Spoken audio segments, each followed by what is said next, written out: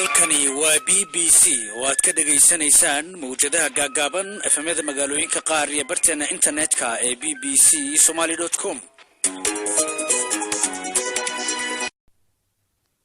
duqii hore caasimada Djibouti ayaa haatan madaxa siyaasadda ee xisbiga raad ee mucaaradka ayaa waxa uu dhalin u jeediyay habka uu nidaam ahaan u shaqeeyo dalkiisa sidoo kalena waxa uu xisbigooda doonayaa buu yiri in dalkooda ay ka dhacaan doorashooyin xor iyo xalaal ah. Cabdiraxmaan Maxamed Geelle Tex ayaa waxa uu intaasi sheegay kadib markii uu kulan magaalada Brussels kula yeeshay madax ka tirsan midowga Yurub oo ay ka wada hadleen sida uu sheegay xaaladda siyaasadeed dhaqaale iyo bulsho ee wadanka Djibouti. Haddaba si aan u faahfaahin dheeraada umurtaasi ugu helnayaan khadka teleefanka kula xiriirnay Cabdiraxmaan Maxamed Geelle oo u waramay wariyahayaga Mucaawiye Maxamed Buraale.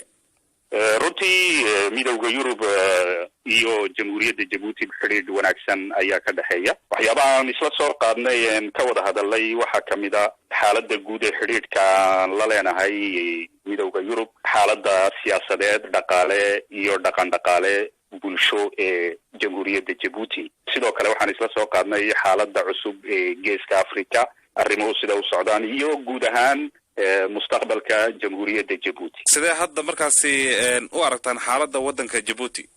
runtii sidaad ogtihiin dalka Djibouti waxaan isxasuusinaynaa tan iyo calankii laba madaxweyne ayaa isku weydaartay. runtii muddo 43 sanadooda laba madaxweyne aad bay u kooban tahay. marka runtii xaaladda Djibouti ciriiri ayay ku jirtaa, waayo haddii aan anaku xogaga mucaaradka nahay waxyaabahaan dhaliilayno waxaa kamid ah habka uu dalku u shaqaynayo maamul ahaan ayaan dhaliilaynaa. waxaana rabnaa in isbedel dalkayga ka suura galo, isbedelkaasoo ku salaysan midnimo qaran iyo xasilooni, waayo waxaan rabnaa inay ka dhacdo doorashooyin xor ah oo xalaala. ummadda reer Djiboutina ay dooran karaan si xora cidda ay rabaan. maxaad ku cadaynaysaa dhalilaha aad jeedinaysaan? runtii waxaan halkan ka sheegi karnaa tusaale ahaan maciishadii oo kor u kacday, mishaarkii shaqaalaha dawladda oonan biirin, shaqala-aantii oo runtii ku habsatay dhalinyarta iyaduna aad u baahsan. haddii aad tihiin mucaaradka Djibouti, arrintaasi dawladda Djibouti ma kala hadasheen si loo xalliyo? runtii waxa weeyaan anaku waxaan nahay talawjoog dhaliilaha iyo gadololooyinka iyo dhibaatooyinka taliska haysta fartaan ku fiiqnaa. anigaa kula hadlay dhowr mar ayaan ka hadlay mushkilada caanalaanta ummadda haysata. runtii dhibaatooyinka haddii aana tirisiin nidhaahno kow laba aan nidhaahno soo koobi kari mayno. taliskuna ilaa hadda waa uu ka dhego. dawladda Djibouti sidaad og tahay mucaaradka way caydhsataa oo waxa weeyaan uma ogola in mucaaradku fikirkiisa uu la qaybtami karo taliska, waayo waxaan ognahay idaacadda Djibouti waa idaacad qura dalka Djibouti, waa radio qura, waa TV qura, waa marka runtii meel aan ku cabiri karno waxaa jirta baraha bulshada, laakiin talisku diyaar uma.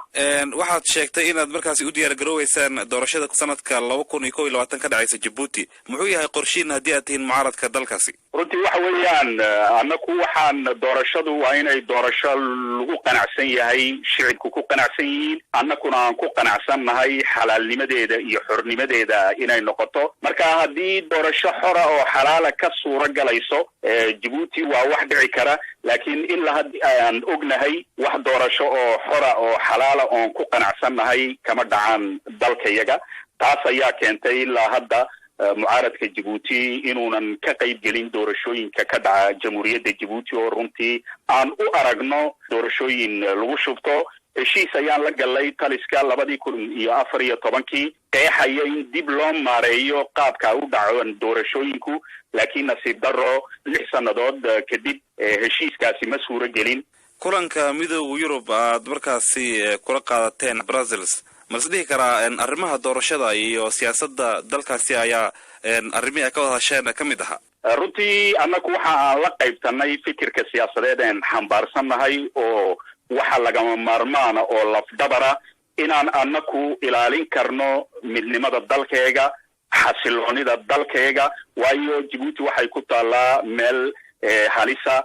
Soomaaliya oo ognahay dhibaatada ka jirta, Ethiopia xaaladeedii weli ayna deganayn, Yemen oo halkan iyadu mushkilada badan ay ka taagan yihiin. runtii waxaa naga go'an inaan ilaalino qarannimadeeda, xasiloonideeda, nabadeeda laakiin si mustaqbalka loo badbaadin karo qaranka waxa ay ku xidhan tahay inuu taliskuna gaar ahaan Ismaaciil Cumar Geelle uu la yimaado siyaasad waayeelnimo oo ah 20 sannadood wax ka badan waa ay ku filan tahay inuu yiraahdo doorasho xor oo xalaal ah sameeynaa dadka reer Djibouti cidii ay doonaan ha doortaan isaguna si qurux badan oo midnimo qaran uu halka uu kaga baxo kaasi waxa Cabdiraxmaan Maxamed Geelle TX ayaa loo yaqaan